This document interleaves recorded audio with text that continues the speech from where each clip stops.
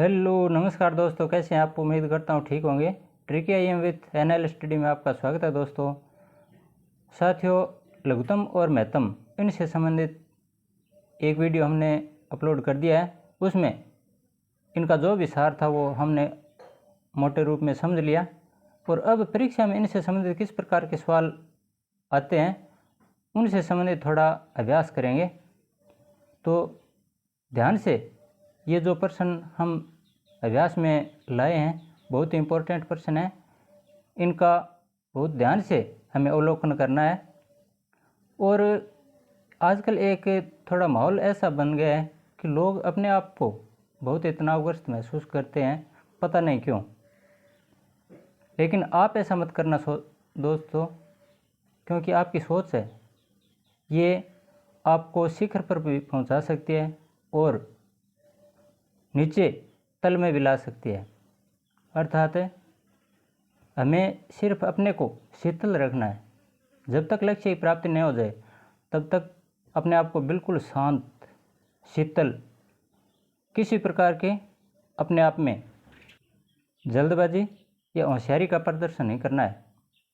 क्योंकि अगर आप शीतल हो जाओगे, शांत रहोगे, तो आपका दिमाग है वो भी पूर्ण रूप से लक्ष्य पर केंद्रित होगा, इधर उधर भटकेगा नहीं। और तनाव के लिए सबसे ज़्यादा तो हम ये सोचते रहते हैं कि हमें किसी ने क्या कह दिया। पिताजी कहते हैं वो भी हमें अच्छा नहीं लगता, माताजी कहते हैं वो भी अच्छा नहीं लगता, कोई अच्छा दोस्त होता है, सर जी होते हैं, गुरुजी होते हैं, वो समझाते हैं वो भी हमें अच्छा नहीं लगता। तो ये किशोरावस्था, उसके बाद युवावस्था है, इनमें ये स्वाभाविक हैं, इनकी तरफ हमें ज़्यादा ध्यान नहीं देना है। जो कह रहा है वो अपने हिसाब से ठीक ही कह रहा होगा, हमें उसकी तरफ ध्यान नहीं देना है। जिस दिन हम ये समझ जाएंगे कि सामने वाला गलत नहीं है, जिस दिन हम ये समझ जाएंगे दोस्तों कि सामने वाला गलत नहीं है, सिर्फ उसकी सोच हमसे अलग हो सकती है, उस दिन जीवन से दुख समाप्त हो जाएंगे। और एक बात और बहुत ही ध्यान रखने योग्य बात है दोस्तों, बड़प्पन है वह एक ऐसा गुण है जो पद से नहीं आता, संस्कारों से प्राप्त होता है दोस्तों। अपने आप को संस्कारवान बनाइए, छोटी मोटी बातों से घबराना नहीं है, हमें अपने लक्ष्य पर ध्यान केंद्रित करना है। और जब तक हमारी जो आगामी परीक्षा है जिसके लिए हम तैयारी कर रहे हैं, जुटे हुए हैं, वो लक्ष्य प्राप्त नहीं हो जाए तब तक इधर उधर की बातों पे ज़्यादा समय नहीं गंवाना है। चलो बिना ज़्यादा समय लिए चलते हैं आज इस पहले प्रश्न की तरफ। ये लघुत्तम और महत्तम से संबंधित कुछ अन्य नियम इन सवालों के माध्यम से हम समझने की कोशिश करेंगे दोस्तों। जैसे 2 या 2 से अधिक संख्याओं का 2, देखिए इसमें 522 एक संख्या हो गई, 1276 दो संख्या हो गई। तो या तो 2 या फिर 2 से अधिक संख्याएं, जैसे ये तीसरी संख्या और ले ली, तो इनका लघुत्तम ज्ञात करना हो चाहे महत्तम ज्ञात करना हो, कोई भी हो, ज्ञात करना है तो ये नियम लगेंगे। पहला प्रश्न, वह बड़ी से बड़ी संख्या ज्ञात कीजिए जिसका इनमें पूरा पूरा भाग चला जाए। दोस्तों बड़ी से बड़ी, हमें एक तो ये ध्यान रखने योग्य बात सबसे इम्पोर्टेंट क्या है कि लय से और मैं से की पहचान कैसे की जाती है। प्रश्न में क्या पूछा है, लघुत्तम पूछा है या महत्तम, इसकी पहचान होना आवश्यक है। इसके लिए अगर प्रश्न में आ जाए, मेरे साथ साथ बोलो चाहे, कोई दिक्कत नहीं है। बड़ी से बड़ी, अगर बड़ी से बड़ी प्रश्न में कहीं भी आए संख्या, बड़ी से बड़ी संख्या ज्ञात करो, तो वो मैं से होगा।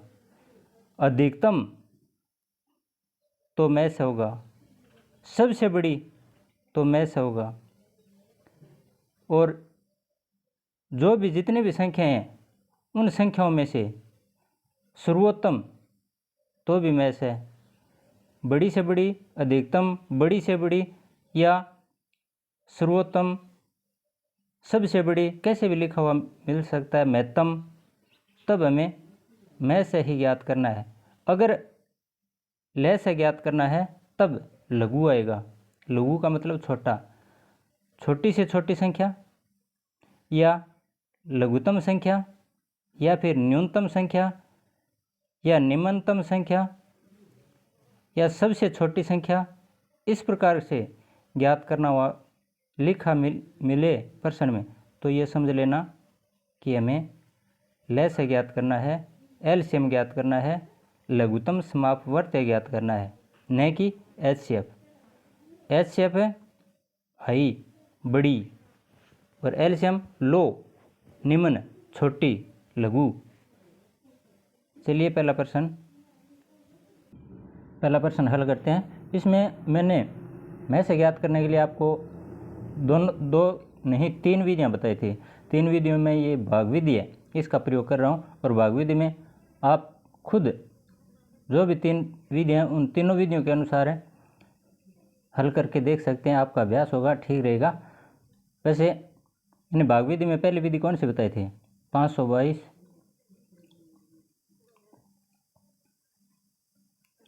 1276 और 1624। जिस प्रकार से लघुत्तम ज्ञात करते हैं ठीक उसी प्रकार से लिखना है इन संख्याओं को।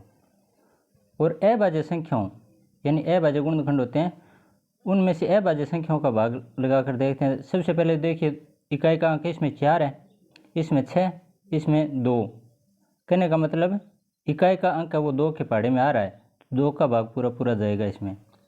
2 का भाग 522 में कितनी बार गया?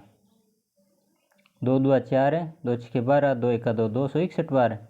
1276 में 2 छक्के 12 और 2 तिये 6 और 2 आठे 16, 638। फिर 1624 में 2 आठे 16, 2 एका 2 और 2 दूआ 4। अब देखिए इकाई का अंक 2 है, 8 है, इनमें तो 2 का भाग जाता है लेकिन 1 है इसमें, अतः 2 का भाग नहीं जाएगा। फिर 3 का देखते हैं, 6, 2, 8, 1, 9। इनका अंकों का योग करते हैं, इनका योग 6, 2, 8 और 1, 9। 261 का योग 9 आ रहा है तो 3 का भाग जा सकता है। इसी प्रकार यहाँ 8, 3, 11, 11 और 6, 17, 3 का भाग नहीं जाएगा। 3 के पहाड़े में 17 नहीं आते हैं, देख लीजिए। 638 में 6, 3, 9, 9 और 8, 17 होते हैं।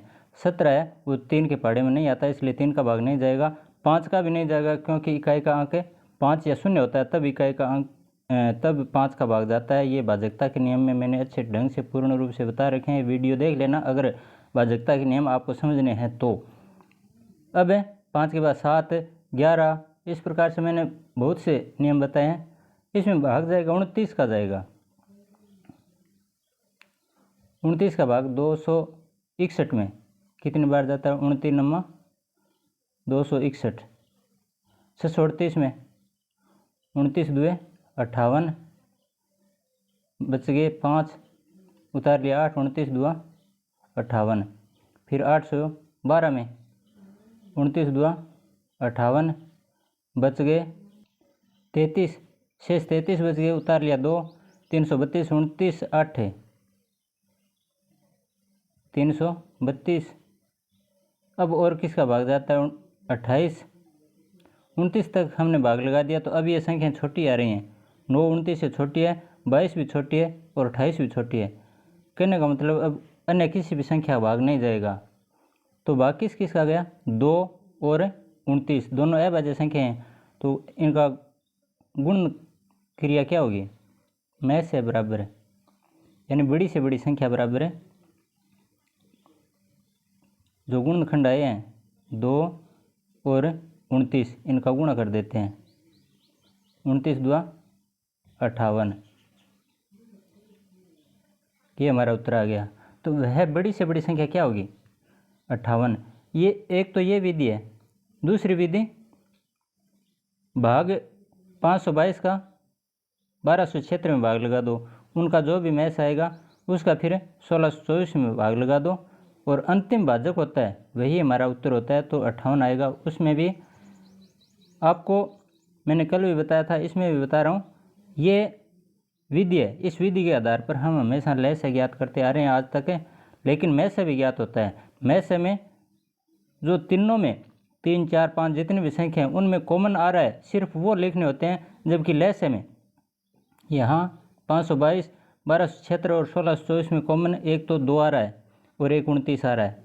सिर्फ 2 ही संख्याएँ लिखनी है, अन्य 9, 22, 28 ये बच गई, ये नहीं लिखनी है। जबकि लहसे में ये लिखी जाती हैं। लहसे में अंतिम नीचे यानी लास्ट एक आ जाता है तब तक हमें भाग की क्रिया करते रहते हैं और फिर सभी गुणनखंड होते हैं उनका गुणा करते हैं, तब वो लहसे होता है। विधि वही है, लेकिन यहाँ तो सारो लिखने हैं मैसे में और उसमें सारे के सारे। चलो अगला प्रश्न देखते हैं। वन विभाग ने व्यक्तियों को कुछ पौधे बांटे, चाहे लाइन किसी भी तरीके से लिखे, हमें कोई लेना देना नहीं है। तब पौधे प्राप्त करने वाले व्यक्तियों की अधिकतम संख्या ज्ञात कीजिए, जिसमें 1001 पीपल और 910 शीशम इस प्रकार बांटे जाएं कि प्रत्येक को मिले पीपल के पौधों की संख्या बराबर हो एवं प्रत्येक को मिले शीशम के पौधों की संख्या बराबर हो, शीशम के पौधों की संख्या बराबर हो और पीपल के पौधों की संख्या बराबर हो। ये अब मैं पूरा क्या लिखा है हमें कुछ भी नहीं लेना देना। मैंने शुरू में आपको बताया था, बड़ी से बड़ी छोटी से छोटी, वो 2 शब्द याद रखना। यहाँ अधिकतम आप भी ध्यान से देख लीजिए, इसमें सिर्फ एक बार आया अधिकतम। अधिकतम का मतलब मैस है, तो ये चाहे प्रश्न में कुछ भी लिखा है हमें मैस से ज्ञात करना है, बस इतना याद रखो। ये प्रश्न बड़ा प्रश्न पढ़ कर हमें कन्फ्यूज नहीं होना है। अधिकतम ये शब्द पकड़ लिया हमने, अधिकतम का मतलब मैस से ज्ञात करना है। और मैस अभी किसका 1001 और 910 का, 910 और 1001 का, समझ गए ना। पिछले सवाल में हमने भाग की जो प्रथम विधि थी उसके अनुसार प्रश्न हल किया था। इसमें मैं दूसरी विधि और बता देता हूँ। हो सकता है पिछला वीडियो किसी ने नहीं देखा हो तो दोनों विधियाँ आ जाएंगी, इसमें कवर हो जाएंगे। मैं से ज्ञात करना है 1001 और 910 का। 1001 और 910 का मैं से ज्ञात करने के लिए जो छोटी संख्या इसका भाग लगाओ, 910 है, इसका भाग लगाते हैं किस में, 1001 में। अभी जो पीछे बताई थी उस विधि से भी ज्ञात कर सकते हैं, कोई दिक्कत नहीं है। 910 का 1001 में भाग कितनी बार गया, 910 एक का 910, क्योंकि 2 बार भाग लगाएं तो 1800 हो जाएंगे, जबकि ये सिर्फ 1000 हैं। अब घटाइए, 1 में से 0 गया 1 और यहाँ से हासिल लेते हैं तो यहाँ 1 से हासिल लेके 10 में से 1 गया 9, यहाँ 9 बचे, 9 में से 9 गया 0, कहने का मतलब 91 शेष बचा है। अब इस 91 को भाजक बना दीजिए और जो पहले भाजक था उसमें भाग लगा दीजिए। शेषफल 91, इसका भाग लगाते हैं किस में, 910 में। ये दूसरी विधि है भाग की, मैं से ज्ञात करने के लिए। 91 का भाग एक बार गया, 91 का 91, शेष कुछ नहीं बचा, उतार लिया 0, ये 0 बच गया है, ये भी उतारना पड़ेगा। अब 0 में 91 का भाग कितनी बार जाता है, 0 बार जाता है। 0 में किसी भी संख्या का भाग लगाओ 0 बार ही जाता है। ये हमारा भाग हो गया, कितना आया 10। अंतिम भाजक देखिए पूरा भाग चला गया है, तो जहाँ पूरा भाग चला जाता है वहाँ रुक जाओ। और अंतिम यानी अंतिम रूप से हमने भाग किस संख्या का लगाया वही में से होता है। यहाँ अंतिम भाजक हमारा यानी भाग किसका लगाया हमने, आखिरी बार अंतिम बार 91 का भाग लगाया, तो में से क्या होगा, अभिष्ट में से बराबर है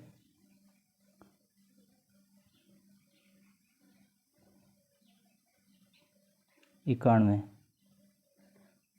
हो गया। अगला प्रश्न देखिए, ABC, ये संख्याएं थोड़ी सी मैं से लिख देता हूँ।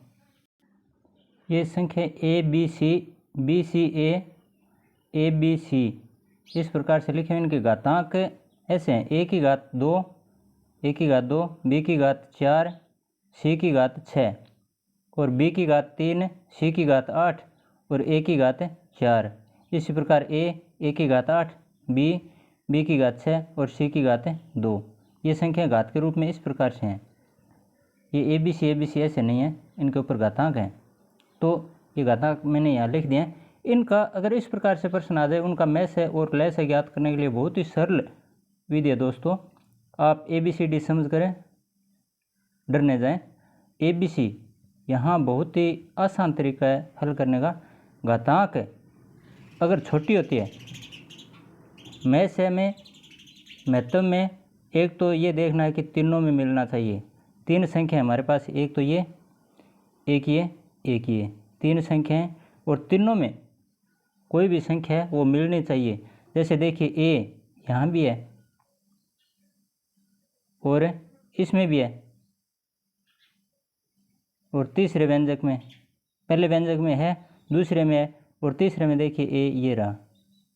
कहने का मतलब है तीनों व्यंजकों में A है तो मैथ्स है A तो पक्का आएगा। इसकी घात फिर लिखेंगे। फिर देखिए B इसमें भी है और इसमें भी है और तीसरे व्यंजक में यहाँ भी B है तो B भी आएगा। फिर C देखो यहाँ है, यहाँ और यहाँ, तीनों में, तीनों व्यंजकों में C और C।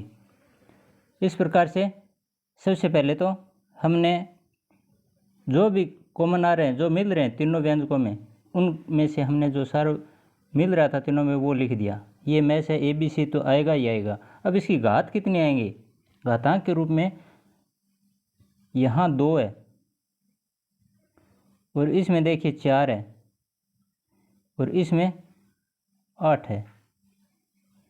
अब मैथ्स का मतलब होता है, ये मैथ्स है, मैथ्स का मतलब बड़ी से बड़ी। यहाँ बड़ी से बड़ी आप 8 मतलब समझ लेना। बड़ी से बड़ी संख्या जो तीनों में मिल रही है, सब में मिल रही है। यहाँ तीनों में मिलने वाली 8 सिर्फ इसमें है, इसमें नहीं है क्योंकि इसमें तो 4 ही हैं। 4 इसमें है, इसमें भी है, लेकिन इसमें नहीं है, इसमें 2 ही हैं। लेकिन 2 है इसमें भी है और 2 इसमें भी है और 2 इसमें भी है। कहने का मतलब है A की घात 2, यानी मैथ्स के लिए जो घात का रूप अगर हमें लिखना पड़े तो छोटी से छोटी घात होती है वो लिखी जाती है मैथ्स में। तो यहाँ A की घात 2 और B की घात है, यहाँ 4 है और यहाँ 3 है और इसमें 6। ऐसे तो है, ये 6, ये 3 और ये 4। अब इसमें देखिए मैथ्स है, क्या होगा? तीनों मिल रहा है। B की घात है 4, 3, 6। 3 है सबसे छोटी है तो ये 3 ही सब में कॉमन आ रही है, सब में मिल रही है। 4 इसमें तो है लेकिन इसमें नहीं है। 6 इसमें है, सिर्फ इसमें भी नहीं है, इसमें भी नहीं है, लेकिन 3 सब में है। तो यहाँ सबसे छोटी घात, मैथ्स के लिए घात सबसे छोटी लिखी जाती है। यहाँ C 6, यहाँ C 8 और यहाँ C 2। अब आप आराम से बता सकते हो सबसे छोटी घात कौन सी है? 2। तो ये मैथ्स होगा। बड़ी से बड़ी संख्या ज्ञात करनी हो तो मैथ्स से ज्ञात किया जाता है, लेकिन घात के रूप में अगर घातांक लिखना है तो छोटी वाली घात होती है, वो मैथ्स में आती है, जबकि लहस्य में बड़ी वाली घात। अगर एक का लहस्य, इन सब का लहस्य ज्ञात करना होता है। यही तुलनात्मक दृष्टि से मैं बता देता हूँ लहस्य ज्ञात करना इसका। तो सबसे पहले तो सारे के सारे पद जो भी मिल रहे हैं वो भी, और नहीं मिलते हैं वो भी लिख दो। लेकिन यहाँ तो ABC यही मिल रहे हैं, ABC। अब इनकी बड़ी से बड़ी घात लहस्य में यहाँ A की घात 8 और इसमें B की घात सबसे बड़ी 6 और C की घात सबसे बड़ी 8। ये लहस्य होता है, यानी उसका उल्टा होता है। जो प्रश्न हम शुरू में पढ़ते आ रहे थे, प्रश्न की भाषा थी, उसका घातांक में ठीक उल्टा होगा। यहाँ बड़ी घातांक होती है वो तो लहस्य में आती है और छोटी घातांक किस में आती है? मैथ्स में। समझ गए? लहस्य इस प्रकार से होगा, मैथ्स इस प्रकार से होगा। अगला प्रश्न देखिए, यदि x, यहाँ भी x प्लस px इसकी घातांक है, सीधा सा कॉन्सेप्ट है। x की घात, यहाँ घातांक लगाने में मिस प्रिंट हुई है थोड़ी, तो ये x की घात 5 प्लस px माइनस 9 q है, सॉरी q। इसमें अगर x माइनस 3 में से है, में से का मतलब भाग जाएगा पूरा पूरा। में से वही संख्या होती है, बड़ी से बड़ी वो संख्या जिसका भाग जाता है। तो ये व्यंजक जो भी है x की घात 5 plus P x minus Q, इसमें x माइनस 3 का भाग पूरा पूरा जाएगा। अगर भाग पूरा पूरा जाता है तो शेषफल शून्य बचता है, यानी x माइनस 3 है। यहाँ थोड़ा सा मैं बता देता हूँ, x माइनस 3 है, वैसे गुणनखंड का मामला है, बराबर 0। x बराबर ये 3 है, दाएं पक्ष में जाएगा तो प्लस का 3 हो जाएगा। यहाँ कोई भी जिस भी संख्या से कहीं भी आपके इस प्रकार से सवाल आ जाता है जिसका भाग लगाना हो, x माइनस 3 से पूरा पूरा विभाजन होता है तो प्लस 3 होगा x का मान। अगर x प्लस 3 से भाग जाता है तो x का मान माइनस 3 होगा। x प्लस 6 से अगर पूरा पूरा भाग जाता है तो x की जगह मान क्या आएगा, माइनस 6। तो इस प्रकार से ये प्लस 3 है, इसका माइनस 3 है, इसका प्लस 3 कर दिया। जहाँ भी प्रश्न में x आए उसकी जगह हमें प्लस 3 लिखना है, क्योंकि x माइनस 3 से विभाजन हो रहा है, में से यानी भाग जा रहा है। तो यहाँ x की जगह, इस सवाल में देख लीजिए, x की जगह क्या लिखूँ, 3 की घात है, ये 5 नहीं 2 है, x की घात है 2, तो 3 की घात कितनी आ गई, 2 प्लस p की जगह p और x की जगह 3 अभी लिखा हमने 3 और माइनस है 9। दोबारा देखिए, 3 तिया 9, क्या है 9 प्लस 3 का और p का गुणा करने पर है 3p और माइनस है ये q, 3p माइनस q और ये 9 प्लस के हैं, इसके बराबर है 0, या 3p माइनस q। अब ये 9 है, ये बाएं पक्ष में है, इसको बराबर के दाएं पक्ष में ले जाने पर, बराबर से दाएं पक्ष में ले जाने पर ये प्लस का 9 आगे जाने पर माइनस का 9 हो जाएगा। क्या हो जाएगा, माइनस के 9। ये हमारी समीकरण 1 बन गई। इसको समीकरण के रूप में लिखते हुए हल करते हैं। समीकरण आपको आती होगी, अगर नहीं आती है तो भी कभी बता दूंगा। वैसे समीकरण इस लेस हमेशा का भाग नहीं है, लेकिन कई बार प्रश्न आ जाता है इस प्रकार का, तब हमें करना। वैसे ऐसा प्रश्न नहीं आएगा, लेकिन क्या पता प्रश्न आ भी जाए तो हमें तैयार रहना है। समीकरण वाले प्रश्न आएंगे, समीकरण वाले प्रश्नावली आएंगी, वहाँ मैं आपको अच्छे ढंग से ये बता दूंगा कि समीकरण किस प्रकार से होते हैं। तो 3p माइनस q बराबर माइनस के 9, ये समीकरण 1 हो गया। इसी प्रकार से दूसरा प्रश्न क्या था हमारा, ये तो पहला व्यंजक हो गया। अब दूसरा व्यंजक 5x square minus 3px minus 15q इसके बराबर भी 0 रख देते हैं, क्योंकि x माइनस 3 ये में से है, यानी भाग जाता है x माइनस 3 का इस व्यंजक में भी। भाग जाने पर x की जगह क्या लिखें, प्लस 3। यहाँ जो भी x आया, 5 की जगह 5, x की जगह प्लस के 3, माइनस के माइनस, 3 के 3, p के p और x की जगह x का मान क्या है, 3। ये मान रखना है, माइनस के माइनस, 15 के 15, q का q और बराबर के बराबर और 0 का 0। अब 5 का 3 से गुणा करो, 5 3 15 स्क्वायर है साथ में, ये देखो x स्क्वायर था ना, तो 3 का 3 से गुणा, 3 3 9, यहाँ 3 स्क्वायर किया था हमने हल पिछले व्यंजक में, 3 की स्क्वायर। ठीक उसी प्रकार से 5x स्क्वायर है, 5x स्क्वायर, x की जगह 3 स्क्वायर, ये हल होगा 3 3 9, 9 का 5 से गुणा करने पर 9 5 45 आएंगे। माइनस के 3 का p का और 3 का गुणा करने पर 3 3 9p, माइनस 15, 159 मत समझ लेना, ये 15q है, ये देखिए 15q है ना, तो 15q बराबर है 0। अब pq ये तो यहीं रख लेंगे और 45 है, इसको बराबर से आगे की तरफ ले जाएंगे, तब कैसे लिखा जाएगा, माइनस के 9p और माइनस के 15q बराबर के, ये 45 आगे जाने पर माइनस के 45 हो जाएंगे। यहाँ प्लस का है, ये 45 हमेशा पीछे वाला निशान माना जाता है, यहाँ कोई निशान नहीं है, इसका मतलब प्लस। ये प्लस 45 दाएं पक्ष में जाएगा, बराबर के एक बाएं पक्ष होता है एक दाएं पक्ष, दाहिने हाथ की तरफ जाएंगे तो ये माइनस के बन जाएंगे। अब सारे के सारे निशान देखिए, ये माइनस का, ये माइनस का, ये माइनस का, तीनों निशान माइनस के हैं, तो निशान सारे के सारे विभाजित हो जाएंगे। यहाँ सिर्फ 9p यानी माइनस का निशान बदल जाएगा, प्लस 15q बराबर है 45, प्लस के हैं ये आगे। अब ये डिवाइड हो रहे हैं किससे, 3 का भाग जाता है पूरा पूरा, इसमें 9 में 3 का भाग जाता है, 15 में 3 का भाग जाता है, 45 में भी 3 का भाग जाता है, तो 3 से काट दो इनको सबको,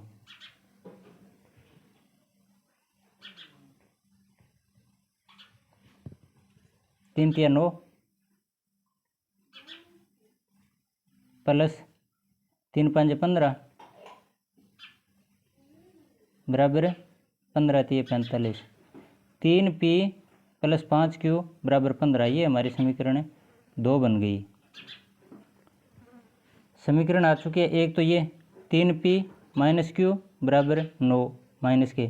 दूसरी है ये दोनों समीकरण मैं अगली स्लाइड में लिख रहा हूँ, 3p माइनस q, ये देख लीजिए 3p माइनस q बराबर माइनस 9, 3p प्लस 5q बराबर 15, ये दोनों समीकरण आगे यहाँ देखिए 3p माइनस q बराबर माइनस 9 और 3p प्लस 5q बराबर प्लस के 15।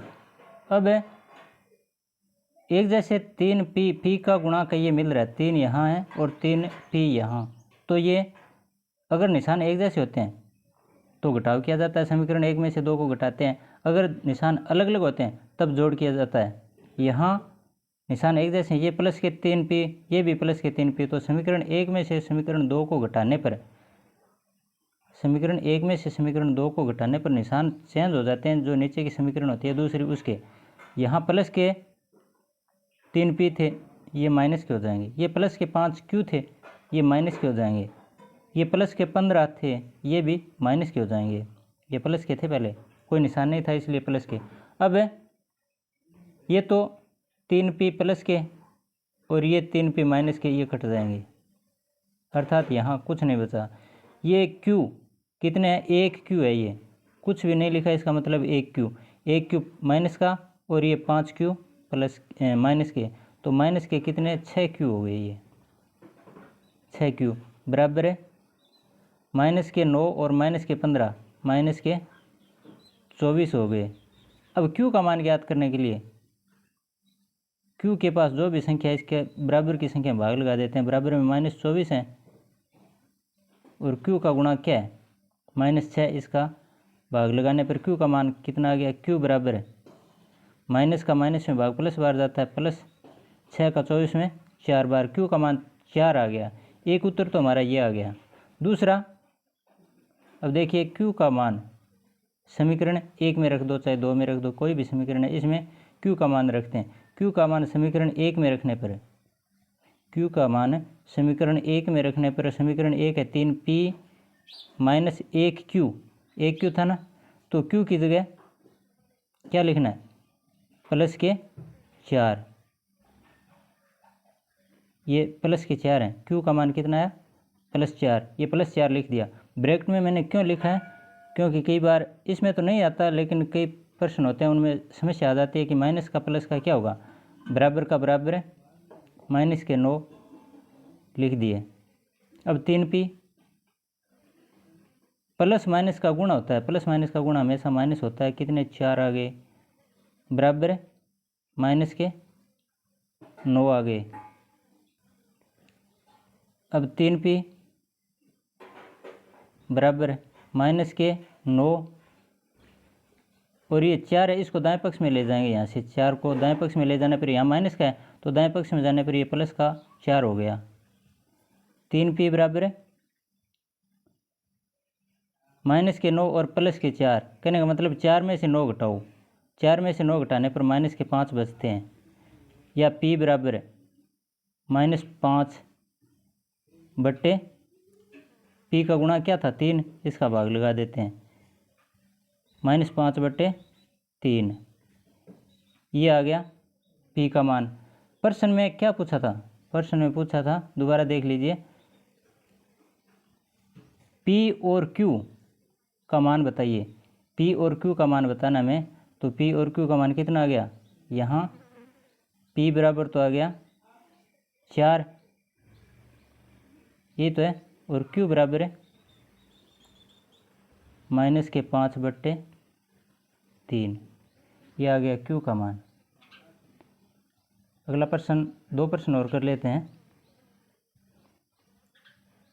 जब प्रश्न में संख्याएं दी हुई हों और भाग देने पर शेष संख्या भी दी हो, तब भाजक बड़ी से बड़ी संख्या या अन्य कोई संख्या होती है, उस पर पूछे जाने वाले प्रश्न इस प्रकार से आते हैं।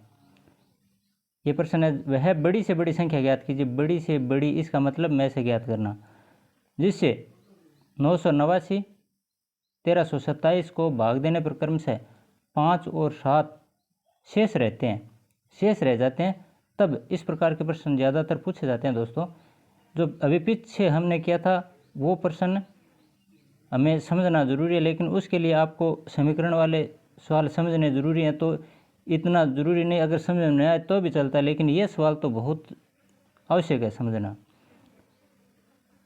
5 और 7 शेष रहते हैं, बस ये पकड़ लो। एक तो में से बड़ी से बड़ी अर्थात में से ज्ञात करना है, और शेष कितने बचे हैं? 5 और 7 बस।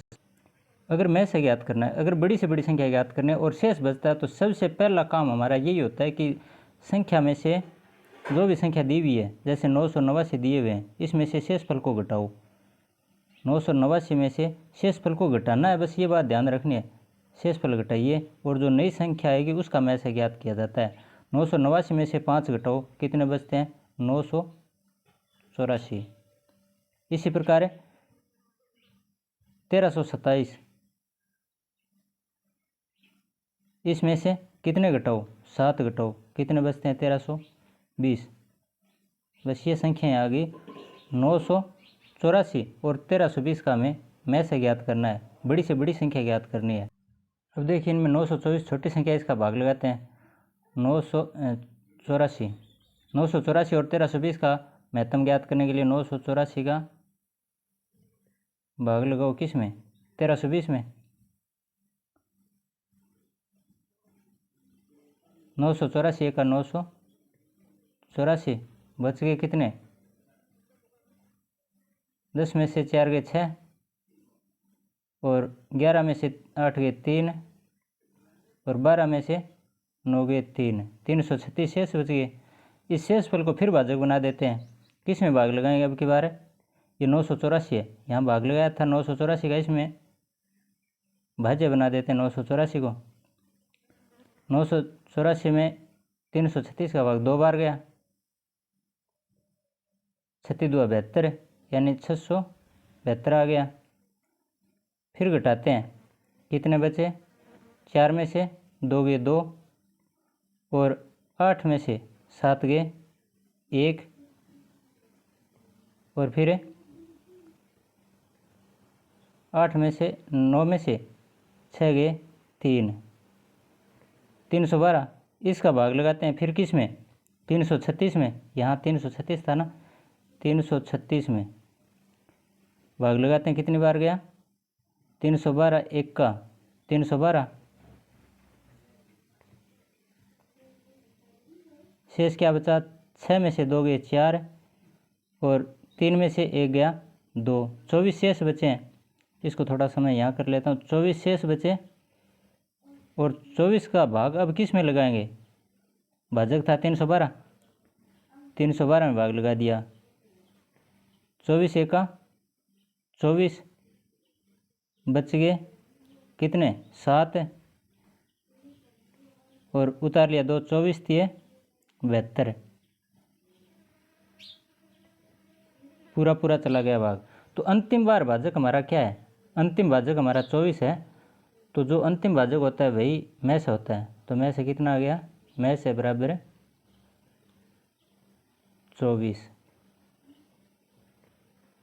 अगला प्रश्न और देखिए,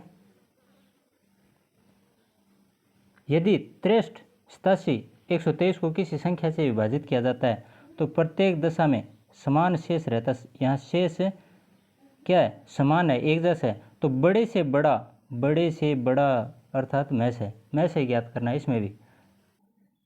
इसमें ध्यान ये रखना दोस्तों, 63, 87 और 123 का में से हमें ज्ञात नहीं करना। इसमें लिखा हुआ है, देखिए ध्यान से, यदि 63, 87 और 123 को किसी संख्या से विभाजित किया जाता है, इनको कोई और संख्या है जो कि में से विभाजित किया जाता है तो प्रत्येक दशा में समान शेष रहता है। अगर इस प्रकार के प्रश्न आते हैं समान शेष वाले, तब क्या करते हैं? जो छोटी संख्या है उसको बड़ी संख्या में से घटाइए। 63, 87 और 123 में सबसे छोटी संख्या क्या है? 63 है। इस 63 को एक बार बड़ी संख्या कौन सी है? 87, इसमें से घटा दो और एक बार घटा दो 123 में से, फिर 63 का काम हो गया। अब 87 और 123, इनमें छोटी संख्या कौन सी है? 87, इसको 123 में से घटा दो। किस प्रकार? इस प्रकार 123 माइनस 63, एक तो ये हो गया, और 123 माइनस 87, 123 में से दोनों घट गई। अब 87 और 63, इनमें बड़ी संख्या कौन सी है? 87, तो 87 में से 63 को फिर घटाओ।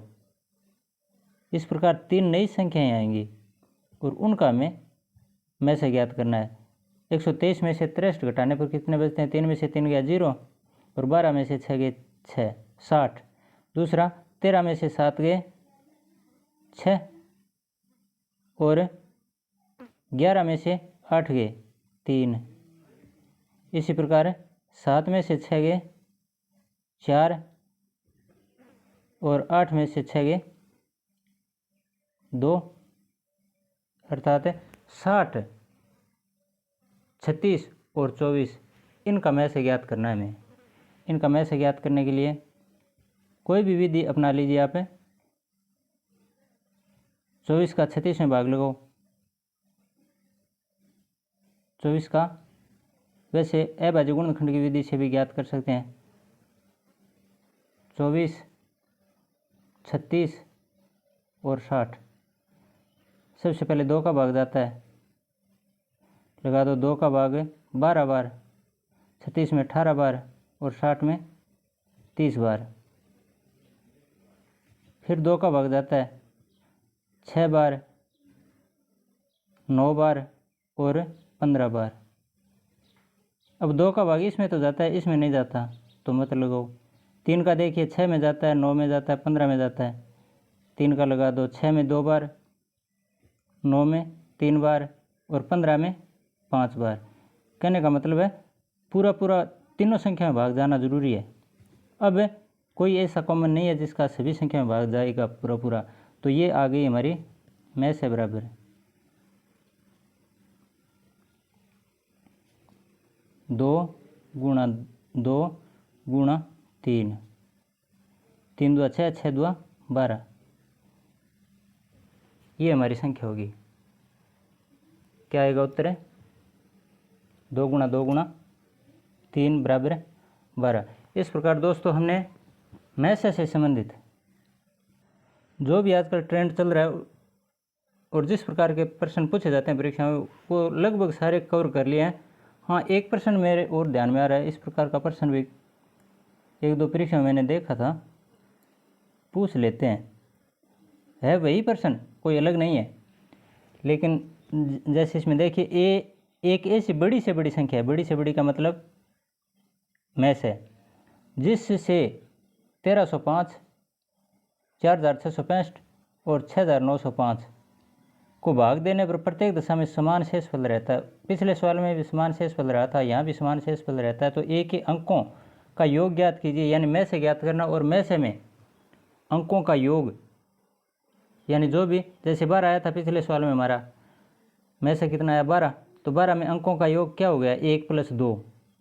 12 में 2 अंक हैं, एक तो 1 है और दूसरा 2 है, तो 1 और 2 का योग कितना आ गया 3। तो उत्तर 3 होगा, नहीं कि 12। तो यहाँ जो भी में से आएगा वो में से उत्तर नहीं होगा, उसके अंकों का योग उत्तर होगा। प्रश्न वही है, इसमें ए लिख दिया है, अलग से हमें सोचने की आवश्यकता नहीं। ए का मतलब में से है, में से ज्ञात करना है। और 1305, 4665 और 6905, ये ठीक उसी प्रकार से जो अभी हमने सवाल किया था घटा देते हैं। 6905 में से पहले 1305 को घटा दो और 4665 को घटा दो, दो संख्याएं तो वो आ जाएंगी। फिर 4665 में से 1305 को घटा दो, तीसरी संख्या आ जाएगी। जो भी संख्याएं आएंगी वो हमारा उत्तर होगा, उनका में से हमारा उत्तर होगा। तो 4000 पहले इसमें से इसको घटा दो, 4665 में से घटाते हैं 1305,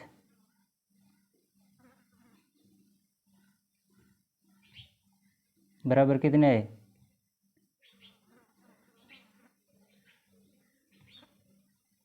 इतने आते हैं ना। 5 में से 5 गया 0 है, 6 बच गया, 6 में से 3 गए 3 और 4 में से सही है 3360 आ गया।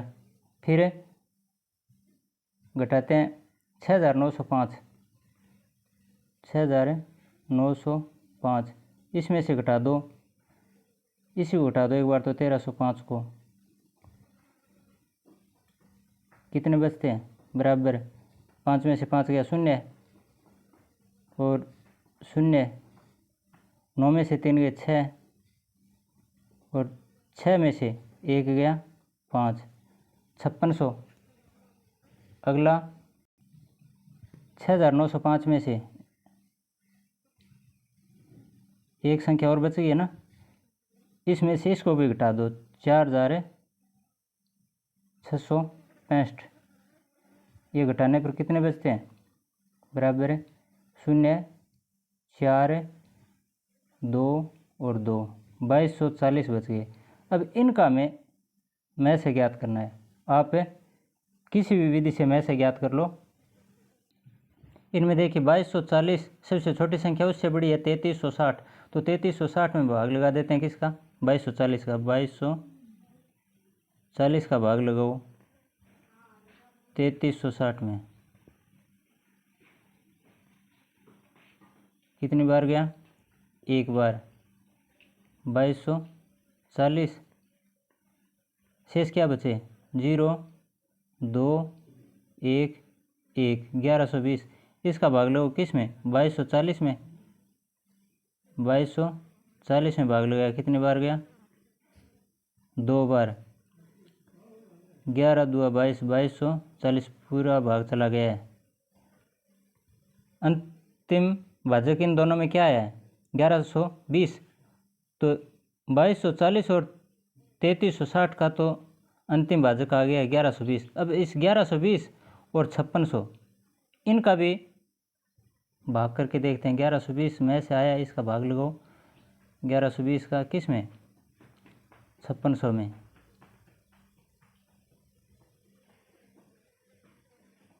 पाँच से गुणा करके देखते हैं। 5 11 5 55 और 20 5 100, लगभग ये पूरा चला गया, लगभग नहीं पूरा ही चला गया। 5 0 5 2 10 1 5 1 5 1 6 और 5 1 5, पूरा भाग चला गया, कुछ नहीं बचा। तो अंतिम भाजक क्या है 1120। हमारा में से क्या आ गया, में से बराबर 1120। अब अंकों का योग, प्रश्न में क्या लिखा है कि ए के अंकों का योग बताइए। 1120 में से तो आ गया, लेकिन अंकों का योग क्या है, अंक 1 1 2 0 अंक हैं, 1 प्लस फिर ये 1 प्लस फिर ये 2 प्लस ये 0, ये तो है 1120 है। इनमें अंकों का योग करने पर कितना आता है 0 2 2 2 1 3 3 और 1 4, ये उत्तर आएगा हमारा। इस प्रकार से चाहे वे जो भी है, बड़ा है छोटा है कैसा भी है, चाहे जैसा भी है, हम में से संबंधित अगर ये सवाल ढंग से हमने जो मैंने बताया ये पढ़ लिए तो मैथ से संबंधित आपका कोई भी सवाल ज़िंदगी में गलत नहीं होगा दोस्तों। हाँ, अभ्यास ज़रूरी है। एक बार हल करने के बाद आप ये सोचोगे कि हमारे समझ में आ गया ठीक है, लेकिन अभ्यास के बिना याद नहीं रहता, बार बार अभ्यास करना ज़रूरी है। आज के लिए बस इतना ही। आगे अगला वीडियो में लेस से संबंधित लेके आऊँगा और फिर 1-2 प्रश्न तुलनात्मक दृष्टि से भी कई बार पूछते हैं, वो भी समझाने का प्रयास करूँगा। आज के लिए बस इतना ही। धन्यवाद। जय हिंद।